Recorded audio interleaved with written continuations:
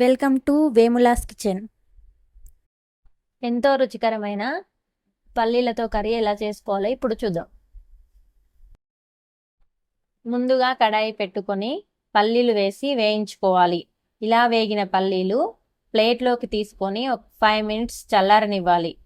ఇప్పుడు పల్లీలు చల్లారినాయండి. చల్లారిన పల్లీలు తీసుకొని పొట్టు తీసి ఒక బౌల్లోకి వేసుకోవాలి. అలాగే కొన్ని వెల్లిపాయలు, 1 టేబుల్ స్పూన్ జీలకర్ర, 1 టేబుల్ స్పూన్ ధనియాలు, ఒక మీడియం సైజు ఉల్లిగడ్డ తీసుకొని చిన్న ముక్కలుగా కట్ చేసుకొని ఒక బౌల్లోకి తీసుకోవాలి. అలాగే కొంచెం పుదీనా, కొంచెం కొత్తిమీర, కొంచెం కరివేపాకు ఒక బౌల్లోకి తీసుకోవాలి. ఇప్పుడు మిక్సీ జార్ తీసుకొని పల్లీలు, జీలకర్ర, వెల్లిపాయలు, ఉప్పు వేసి మిక్సీ పట్టి ఒక బౌల్లోకి తీసుకోవాలి.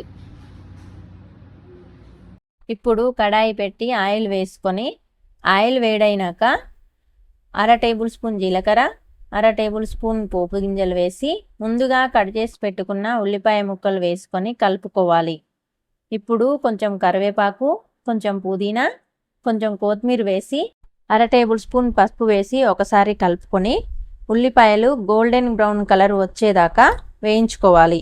ఇలా కలర్ వచ్చిన తర్వాత 2 టేబుల్ స్పూన్ల కారం వేసి కలుపుకొని ముందుగా పౌడర్ చేసి పెట్టుకున్న పల్లీల పౌడర్ వేసి మంచిగా కలుపుకోవాలి. ఇప్పుడు 2 కప్పుల వాటర్ వేసి కలిపి మూతబెట్టి 5 to 10 మినిట్స్ ఉడకనివ్వాలి. ఇలా ఉడికిన కర్రీలో కొంచెం కొబ్బరి తురుము, కొంచెం గరం మసాలా వేసి కలుపుకొని 1 మినిట్ తర్వాత దించుకోవాలి. ఎంతో రుచికరమైన పల్లీ కర్రీ రెడీ. ఈ కర్రీ రైస్లోకైనా రోటీలోకైనా చాలా బాగుంటుంది.